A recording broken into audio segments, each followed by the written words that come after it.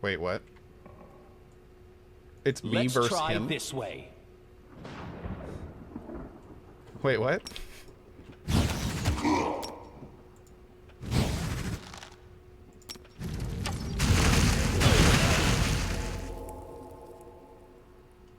Ow. I'm immune to fire damage! I'm immune to fire damage and he's a giant flaming ball!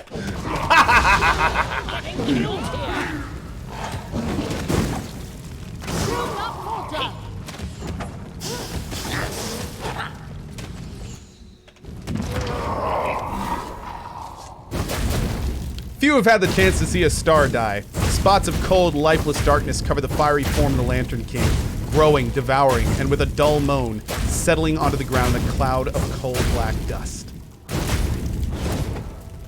But a moment later, right where the eldest crown lay burning, another shining image is born.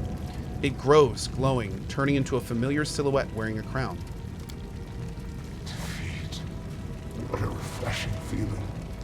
I don't remember sensing it for a dozen millennia. But what's next? How will you end this story? Listen, I know it could end elegant and refined. The hero defeats a deity in battle. Impressive feat grants the victor power and immortality. The hero enters the chambers of the deity to become his champion and herald. Eternal, powerful, equally glorified both in the first world and in Valerian. His kingdom healed from its wounds and flourished under the rule of the immortal champion. A beautiful ending, isn't it? And this legend is yours for the asking. Trust the laughing lie. Don't do this. Not after everything you and I have endured because of him. I can give you immortality and power, though not as much as the Lantern Kings. Perhaps we won't be able to stand against the eldest, but accept my gift and my patronage. And together we will make him pay for what he's done. How sad it is to hear you, Nyrissa. Thousands of years for nothing! You haven't learned a single lesson. Never learned to atone. But what do you say? What about Nerissa? What will happen to her if I agree to your offer? What do you think? I can let my misguided protege go wherever she likes. Knowing her, I'm doubtful she will become a humble exile. I won't. I've come too far to go back. It might take me 1,000 years and thousands of deaths, but I will find a way to get back at you, eldest. Even if he betrays our alliance and becomes your puppet. Here's the problem. Like, I kind of want to do 5. Here, I will not bow to you, eldest. Don't get your hopes up. Here's my offer. Lift the curse, return my kingdom to Galarian, and forget we exist. And I will forget that you exist.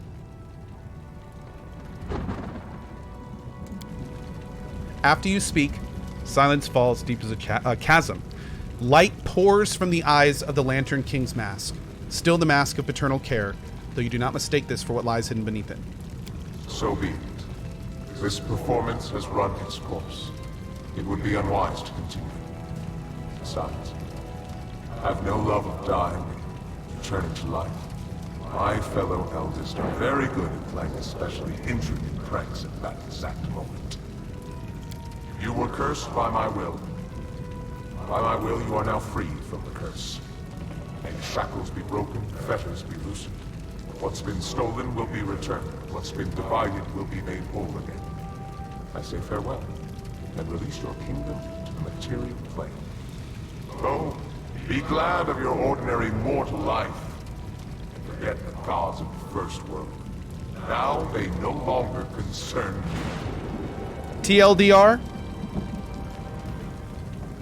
It was just a prank, bro.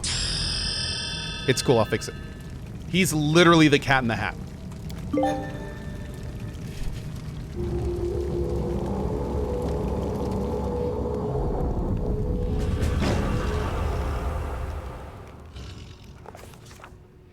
Now that the eldest and other spiteful beings wouldn't be bothering us, the king returned to his subjects and celebrated the victory and the end of the kingdom's miseries with great fanfare.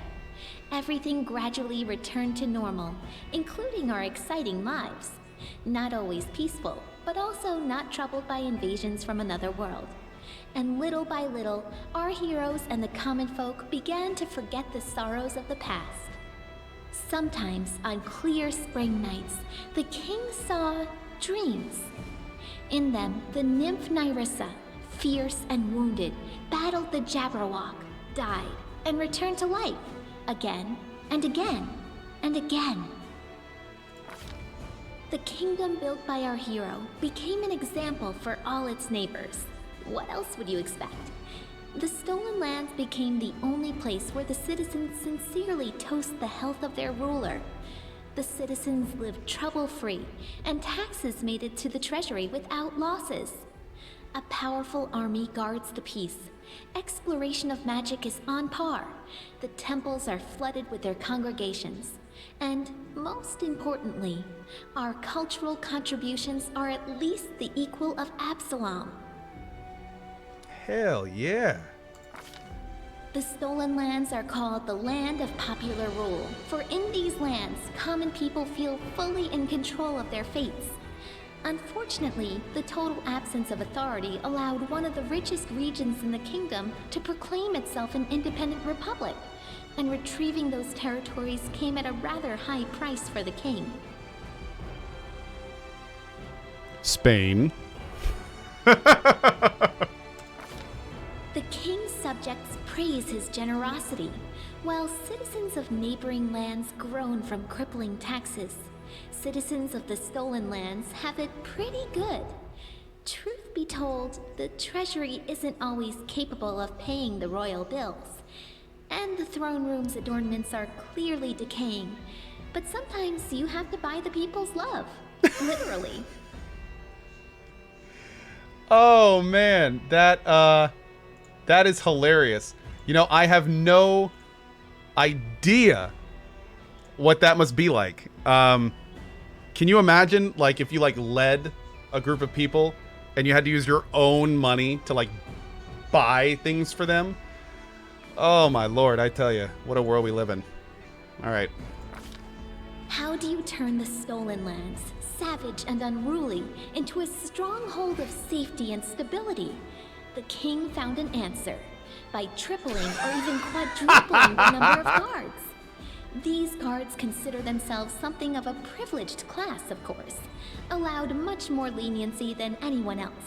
But the ordinary citizens, feeling safe and secure, prefer to just overlook the discrepancy. I'm cool with that.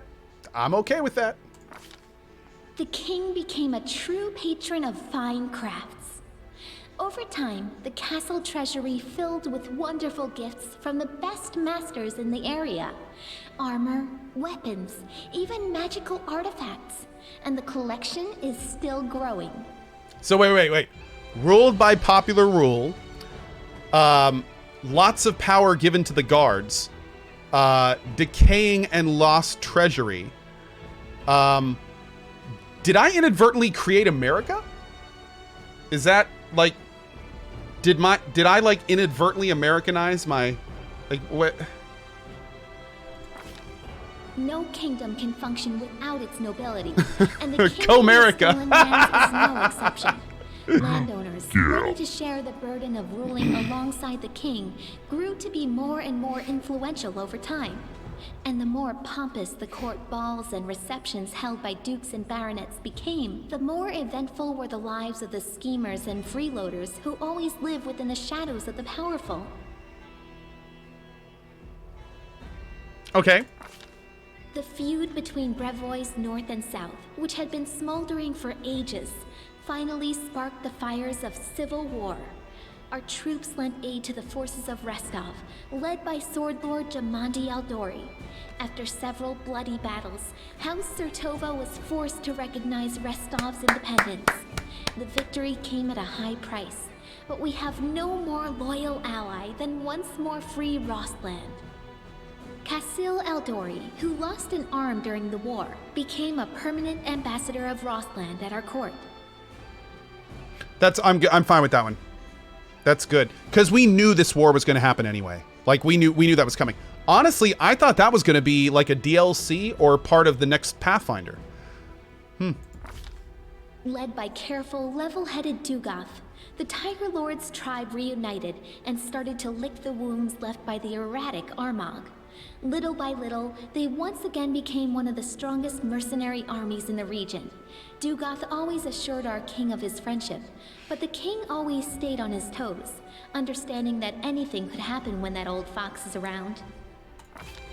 Pitax almost returned to its former state, a joyful city filled with beers of dubious quality and deals of questionable legality. The old trade houses lost the crown, but they retrieved the property Iravetti had taken from them.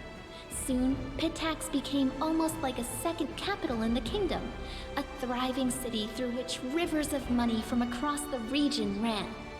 Unfortunately, we get much less of this money than we would like. Governor Liachenza turned out to be helpless against widespread embezzlement. It really is America. Maestro Bellavara gave the Academy of the Arts a second wind. Throwing out mediocre students and sycophants, she gathered within its walls talented visionaries, rebels, and freethinkers. Those whose gifts felt cramped within the walls of more respectable institutions. She managed to do what Iravetti never could, namely make the Academy truly famous, albeit scandalously so. And so what if, instead of odes to the king, the Academy releases sneering pamphlets and revolutionary leaflets? It only helps his reputation as a true patron of the arts. I'm actually pretty okay with that. The dangerous man-eating trolls disappeared entirely from the forests and swamps of the Stolen Lands. Kobolds, though, being sneaky and clever, are still sometimes met by travelers and hunters who wander off the beaten track. Some even say the short reptiles still praise the great King Tartuk, but no one knows for certain. As soon as anyone approaches the kobolds, they forget their military honor and turn tail. Bartholomew Delgado still serves the king loyally. From time to time, he orders peculiar mechanisms and substances from all corners of the world. After receiving them, he spends a few days bragging about some great discovery he's about to make, then ends up gloomy for a few months. Then he receives another package, and the process repeats itself. At night, chilling screams are often heard from his laboratory.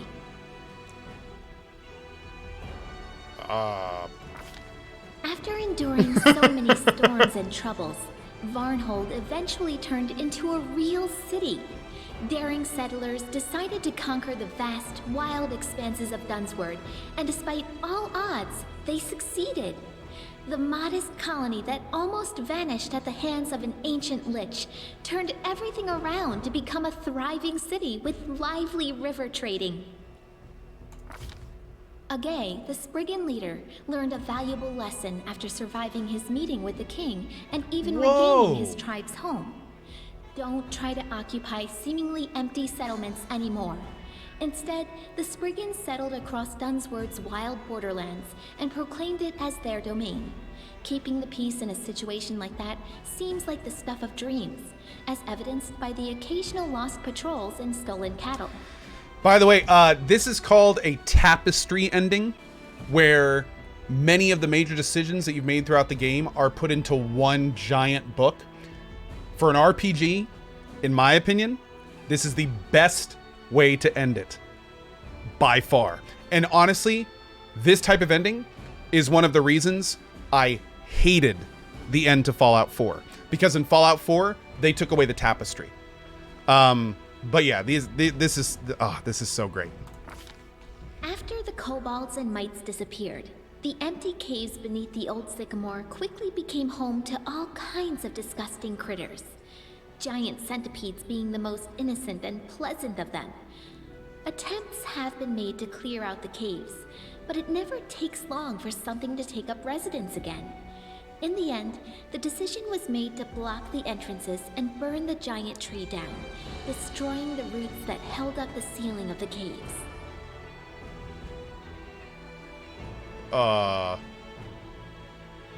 Oh. Oleg's trading post continues to thrive, attracting Guess we can't win 'em all. more travelers. Much to its owner's displeasure, a small town is springing up around it. Despite Oleg's grumbling, he and his wife are well regarded by everyone, and Svetlana was even elected town chief. Oh, how cool! Making sure her sister was safe, the former bandit Kressel traveled south. Her trail went cold somewhere in Absalom's docks. They say she changed her name again and now serves on a trade ship, hiding from old acquaintances. Good on you for Oleg. That was great. WSB0 says that's actually the worst ending for the tree. Oh, I'm sure. Yeah, I think even either the mites or the kobolds being there would have been better. Yeah. Keston Gares took a post as chief of the kingdom's guard. The former heir to a noble family never returned to Brevoy, severing all ties to his kin. However, a few years after the victory over the First World, a girl arrived from Brevoy and soon married Keston. They say Keston started smiling a lot more after that. Do you think... Is that the girl that... Oh, dude. Jod remained loyal to the king to the end of his days, healing the sick and generously sharing his austere wisdom with anyone who wished to hear it, and some who didn't. Having fulfilled his duty to the ruler, Erastil's priest peacefully departed this world, surrounded by friends and disciples. That's both happy and also kind of sad. Tisana, Lamashtu's priestess, didn't remain in the king's service for long.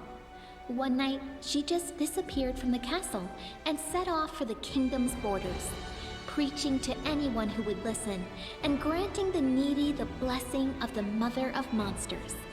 Okay, that's pretty much exactly what we thought she was going to do. Having participated in Lamashtu's ritual, Olika gave birth to a strong and healthy baby. Sadly, the child grew into an unruly and violent adolescent. Having named a peer at just 10 years of age, the boy escaped to the Gnarl Marches, fleeing the rage of a mob that tore his mother to pieces instead. No one knows what happened to the lad, but legends of Lamashtu's child, who sometimes kills lost travelers and sometimes leads them to safety, are passed on by word of mouth throughout the area. Breinhart became a loyal ally and trade partner of the kingdom, and Darvin himself had been seen as a frequent guest in the capital. The elegant monarch of the neighboring kingdom has broken many hearts at court. After his visits, many young guards and servants have been seen staring through windows, sighing wistfully about something. The Fae took a fancy to the kingdom, feeling totally at home here. They often play various pranks, but they never do any serious harm. Falcos and Teresia managed to restore the magic in the forest. marsh. Once freed of the anger of the Scythe Tree, people returned to the abandoned village, and it became a haven of friendship between the Fae and ordinary people, just like old times. That's great. The lizard folk of the Longtail tribe returned to live on the shores of Candlemere, but they couldn't return to their ancient way of life. Living alongside people, the lizard folk adopted their behaviors, habits, and even religion. More and more of the Longtail tribe pray not to the spirits of their ancestors, but to Erastil or Gorum. They even began to forget their original language. I hope someone writes down their songs and legends before they all sink into oblivion. Pathfinder 2, playable race, Lizard Man. Awesome. A delegation of wizards from Absalom and other areas appeared in the kingdom one day, asking for permission to examine the lair of the Lich Farneris the Thoughtful. After completing their research, the wizards spent a long time thanking the king for freeing the world of that monster. That was the Lonely Barrow. In their opinion, he'd been capable of causing the end of the world, maybe even 2 worlds. Awesome. We wouldn't have seen that if we didn't do the Lonely Barrow. The Sweet Teeth departed on a journey, hoping to see as many wonders as possible of this world and others. They keep sending us news from every corner of the map. Their bright painted wagon, drawn by a bull mastodon, crisscrosses Galarian, somehow appearing in the center of one incredible story after another. Nice. Evindra was glad to see the Lantern King's plans turn to dust. She spent some time helping restore the kingdom after the calamity, then returned home. Dude, how many of these are there? I thought there was gonna be like 4 or 5. This is amazing. Cousin Nyrissa awoke within her as well.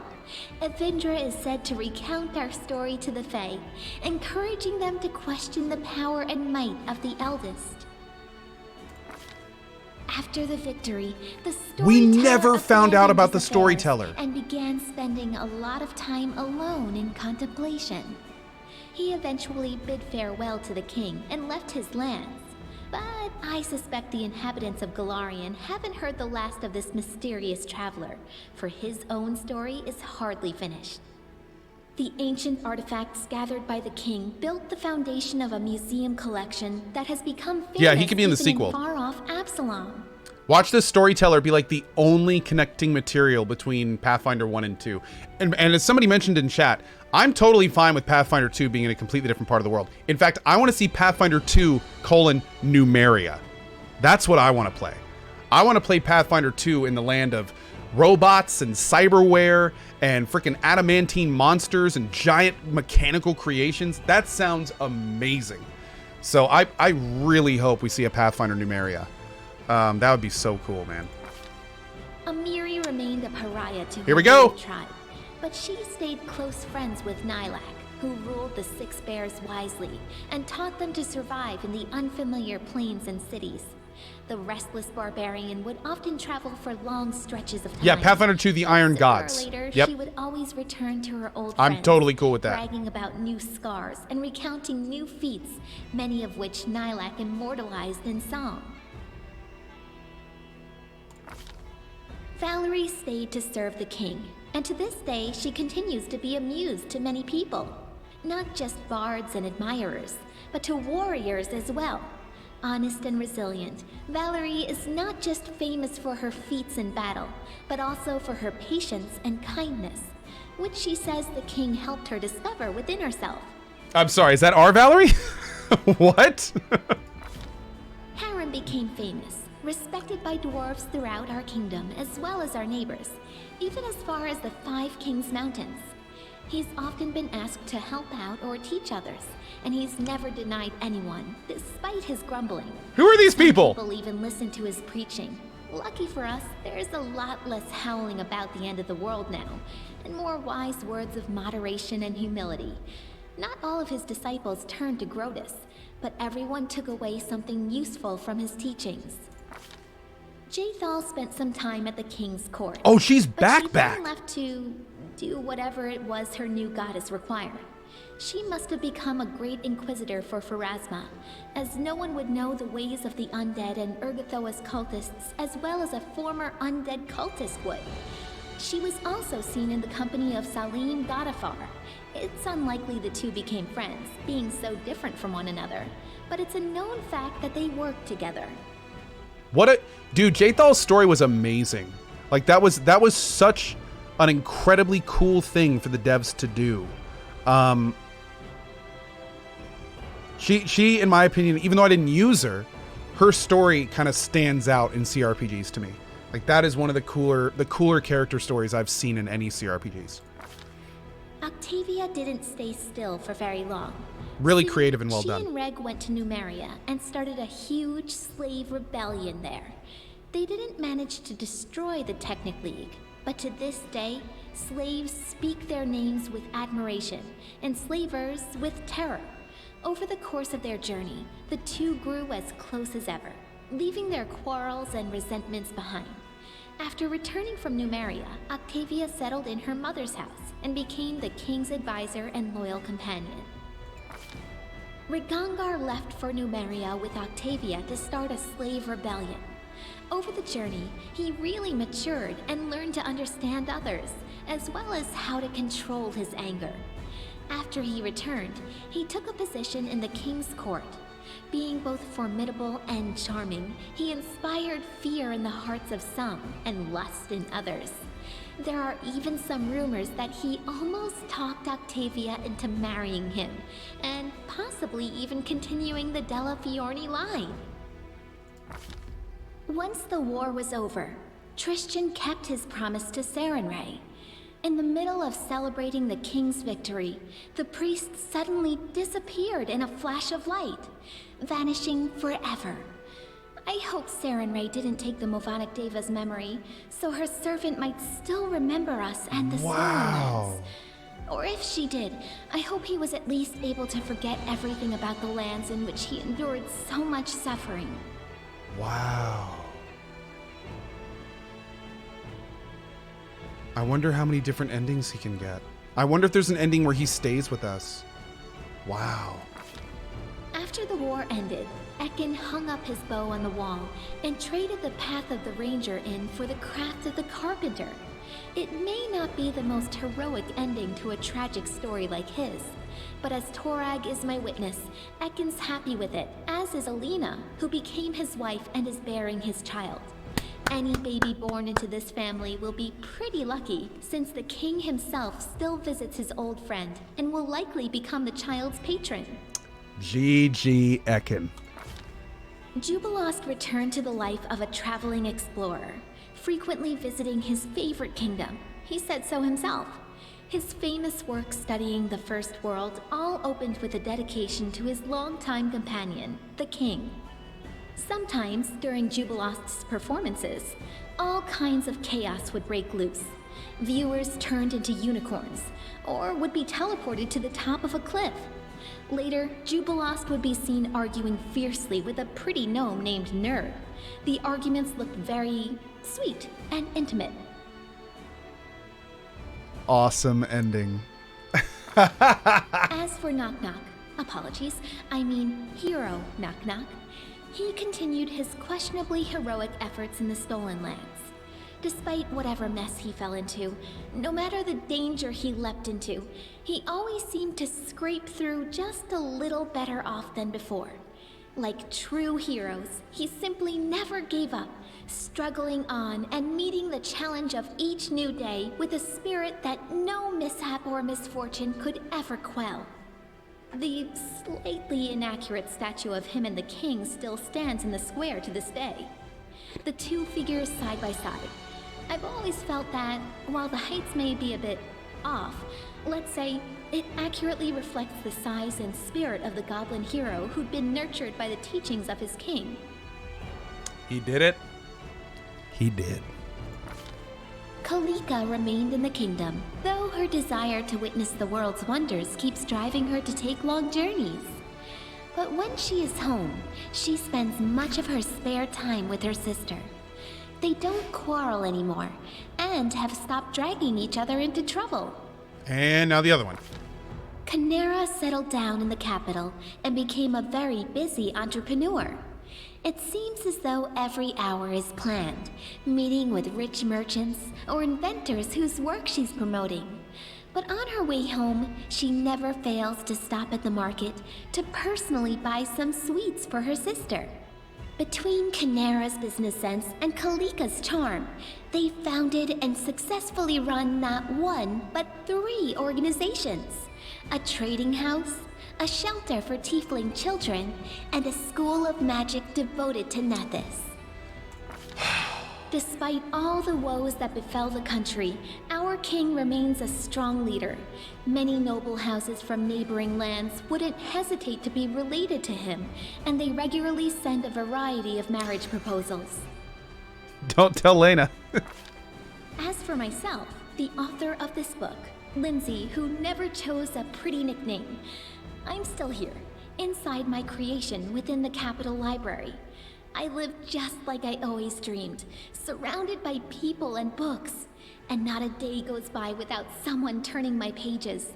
My story inspired many others to take up the quill. My readers have written many fierce books, articles, and pamphlets, flinging truth in the faces of tyrants. What more could I dream of? I hope, oh honored reader, that this story offered you some daring ideas, or at least some entertainment. In any case, it's time to set the final period. Boop.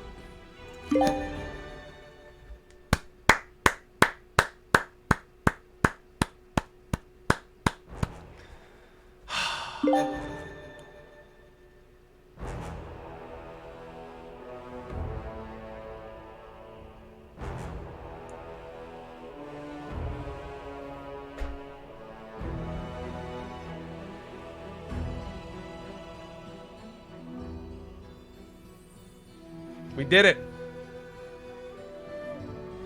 We did it. We came back and we beat Pathfinder Kingmaker. We did it. Whew! Wow. Now, it's going to get a little bit interesting. Because even though I did beat the game, we need to chat a little about this, because some people don't know this. First of all, I want to thank you guys for being here for this journey. When I started this second playthrough as the Ranger, I knew what I was getting into, and I know that many of the people that are here right now were here from that very first stream. So seriously, like, this has been amazing. I also want to go ahead and say this. If the first time that I had played this game would have been like the playthrough I just did, this would have been my game of the year last year. Now that I've finished this game, I can safely say, not only is this game on par with Baldur's Gate 2, this might be the best CRPG I've ever played. Like this, like moving forward, when I talk about CRPGs, like I think this might be my favorite CRPG ever. Yeah.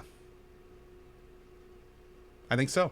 I think now that I've beaten it, I can safely say that Owlcat's Pathfinder Kingmaker is probably the best CRPG I've ever played. And you know what? I got to admit, in a day and age where I have companies that I've grown up with releasing franchise installments that I have to be worried will kill the franchise, it is extremely awesome to know that there's companies out there that are still making the best games ever.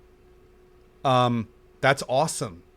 And a huge shout out to the Owlcat guys for not only making this game, but frankly, when it was released, the broken, unfinished mess that it was, they stuck with it for over half a year to turn something that was nigh unplayable into one of the best games of its genre ever made. We need more developers like that. We need a lot more developers like that. That is frankly incredible. Now, I really have to go. I was supposed to go an hour and a half ago. I really have to go. Normally I would do like a thoughts video and stuff, but here's the thing. For those that don't know, Owlcat has done one last thing for us that is pretty freaking awesome. Throughout the Pathfinder game, there's a series of checks. There's actually over 50 different checks in the game that you have to do to get one super secret ending. The developers confirmed that I got every single one of those checks right, except a single chat option in Act 3. And because of that, I could not get the secret ending. When they found out about this, after looking through the save file I sent them, they then made me an offer that I'm taking up on them. I sent them my save file, they edited it, changed the single option I didn't have, played it to the end to confirm that it worked, and then gave me the save file back. So I'd like to welcome all of you to a world first dev scumming. This is the next level of save scumming. This is where save scummers go to level up to their next prestige class. We will be doing a dev scum, most likely Monday afternoon. Now, what we're going to be doing is the dev scum starts directly in front of the fight for Narissa before we go into the end fight. Now that we have a little better idea about how those fights go, they should go a little bit easier, but keep in mind, we do have a lot of very tough fights before the end of the game. But I do kind of want to see what this ending is. For those that don't know, if you noticed in my playthrough, when we went to Narissa, we tried to give her back her soul, essentially. We tried to give her back the Briar, which is the part of her that makes her caring and compassionate. She wouldn't accept it. That was the check. When I tried to give her the Briar in my game, she said, no, I'm too far lost. And it's her heart. Yes, it's her heart. Exactly. So, yeah. We're going to see what the rest of that is. And we're going to see what the new dialogue is. Maybe there's an extra slide at the end. Maybe there's some more gameplay. I have no idea. Applause, we're going to see together. please. And then once I'm done with that, we will do the Pathfinder Thoughts video. Also, real quick before I go, this is a good final time to mention. As you guys know, currently, we have... Wait, there's a... Bippy with the 10 sub bomb. Thank you, man. Also, Nearby GG and Mr. Sergio. Thank you both for the support. I really do appreciate it. Mr. Sergio says, how will I go about getting access to the Mordhouse server tomorrow? Just be here. We're going to be rotating people in like the entire afternoon. So just be here and we will get people in. But yeah, so for those of you that know, if you go to co.tv/shirt right now, we're doing our Persona shirt. But since we have beaten Pathfinder, we have a very special shirt that we are going to be doing for sale, most likely beginning of next month, for those that want to check it out. But for those that haven't seen it, it's actually pretty amazing. And it's this shirt right here. We did it? Oh, we did. So this is our Pathfinder completion shirt. And this we are going to have for sale later this month. So it's going to be one of those like 2-week sales and it's gone forever. But it's going to be a lot of fun. And you will, of course, see this all over my Twitter and everything as well when we get closer. So yeah, we may flip the kukris around, but we'll see. And if we don't, it looks great anyway. So yeah, it's awesome. Anyway, guys, I have to get out of here. Big thank you to everyone for all the support today. We beat Pathfinder. This is awesome. Tomorrow morning, I am off. It is my final half day of this crazy half day bonanza I've been doing the last week. So that is going to be great. Tomorrow, I'm gone from 8 to 1. And then at 1, I'm getting on to... Why are people saying I missed 100 subs? I don't see 100. The only 100 sub bomb I see in here, I did. I didn't miss my own gift bomb. So we're good. Slow down. Anyway. That was part of the joke from earlier. Okay. But anyway, tomorrow morning I'm gone from 8 to 1. Pasco will be here with Stalker in the morning. We're playing through our Shadows of Chernobyl. Then tomorrow afternoon at 1 p.m. we are playing Mordhau. We're going to open some beers. Mordhau is Chivalry for any of the old timers. It's basically Chivalry 2. So I'm very excited to check that out. And yeah, it's going to be great. So anyway, dudes, thank you all so much for being here. I really do appreciate it. Hope to see all of you here tomorrow morning at 8 a.m. EDT when we start our reruns. Tomorrow afternoon, 1 p.m., we're going to be doing Mordhau community games. Monday morning, we continue with Days Gone. Monday afternoon, we check out the Secret Ending in Pathfinder. And then as the week goes on, we've got all sorts of fun stuff coming down the pipeline. It's going to be great. Anyway, dudes, I will see you later. Have a great morning, afternoon, evening, wherever you're around the globe. Thank you for being here for the end of Pathfinder. And I will see you folks here tomorrow at 8 a.m. EDT for Pasco or 1 p.m. for live stuff. Also, quick note, I've been taking a lot of half days, so most likely next week, and probably for the foreseeable future, I'm going to try to cut down on the half days as much as I can. I know many of you don't like reruns, so I will do my best to get all the liveness on the channel as much as we can. Anyway, guys, see you later. Bye-bye.